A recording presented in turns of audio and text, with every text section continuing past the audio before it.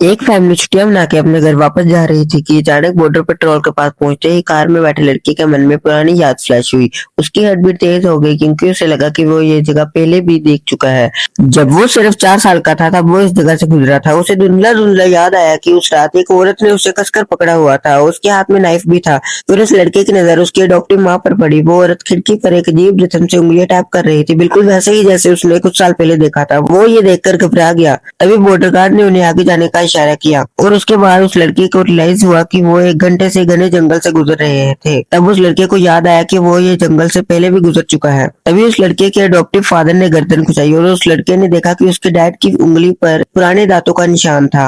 और उसे अचानक याद आया कि उस रात उसके मुंह पे किसी ने टेप चिपकाने की कोशिश की थी और उसने उसे काटा था। और तब उसने घबराते हुए पूछा, छुट्टियों से घर आते समय आपने पहले कभी इस रास्ते से गाड़ी क्यों नहीं चलाई? ये सुनकर उसकी अडॉप्टिव माँ के चेहरे के रंग उड़ गए और माँ ने घबराते हुए जवाब दिया कि ये रास्ता पहले ब्लॉक था।